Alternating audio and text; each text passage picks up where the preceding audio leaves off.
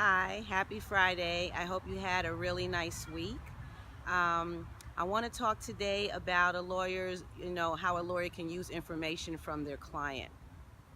Before I get started, I feel compelled to say, this is not meant to be legal advice. This is not meant to have an attorney-client relationship with me. This is strictly for educational and informational purposes.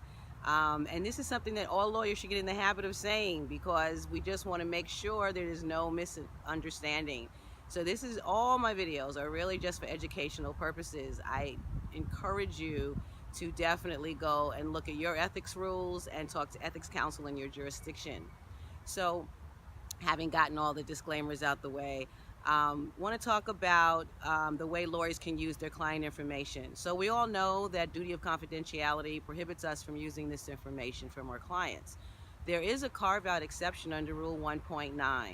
The carve-out that I want to talk about is this concept of generally known. So many lawyers misinterpret Rule 1.9, generally known, to mean that, well, if it's used in court, if it's part of the public record, if there's been testimony in a public forum, then the information is fair game. There's nothing in the rule that says that. And it's really interesting because when I've given presentations about this and I try to hold up the rule and say there's nothing in here that says if it's a matter of public record I can use it, lawyers get really, really angry with me. And I have to say, okay, don't get angry with me. Don't shoot the messenger. It's really not in the rule. So I'm glad because I'm glad that the ABA Ethics came out with an opinion 479. I happened to be on that committee, and so I was very glad that it was unanimous that an opinion was necessary to help lawyers understand what their duties really are. And so the ABA Ethics opinion is 479.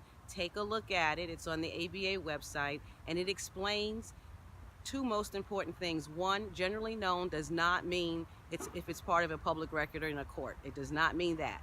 And so you want to definitely look at that rule so that you have the best guidance. My final tip on this is that you should be very careful how you use any client information. Your knee-jerk reaction should be, I probably can't use this. And then go to the rule to see if it falls under any exception. And also, just as a courtesy, be careful about using things without your client's consent, because at the end of the day, it's the client's case. It's the client's case from the beginning when they brought it to you until the resolution. It's still their case. It's still about their life. And so before you jump out there to use client information to promote yourself, think about your client. You'll be glad you did. Have a really great week, and I'll see you next time. Bye.